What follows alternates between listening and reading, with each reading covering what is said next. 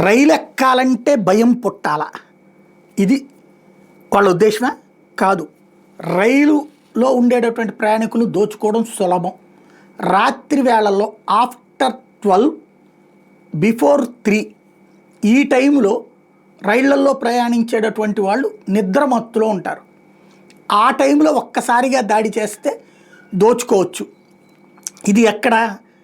ఎక్కువగా dry area ఉన్నటువంటి చోట్ల, రాయలసీమ ప్రాంతంలో, కోస్తా నుండి ఉత్తరాంధ్ర నుంచి కోస్తా దాకా ప్రాబ్లం ఉన్నట్ల. కోస్తా నుండి ప్రకాశం దాటుతూ ఉన్న దగ్గర నుంచి బిగిన్ అవుతుంది. మొన్న మధ్యన కడప రూట్లో జరిగింది.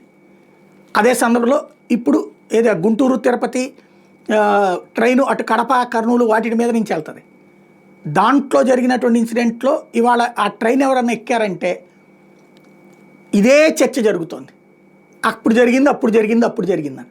ఇప్పుడు తాజాగా నెల్లూరు దగ్గర ఏకంగా సిగ్నలే మార్చేసి, అంటే పక్కన సిగ్నల్ లేక ట్రైన్ ఆగిందంటే అది దొంగతనం అనే భయపడే పరిస్థితి వచ్చింది. మొన్న ఇన్సిడెంట్ జరిగినప్పటి నుంచి. మొన్న నైట్ జరిగింది.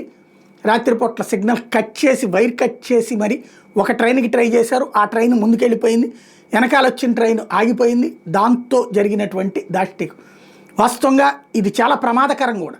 వీళ్ళు ఆ సిగ్నల్ ఆపేస్తే ఆ ట్రైన్ అక్కడ ఉందంటే ఈలోపు వేరేది సిగ్నల్ తీసుకుని వచ్చేసిందంటే ఈ ట్రైన్ గుద్దేస్తే 100 మంది చచ్చిపోతారు.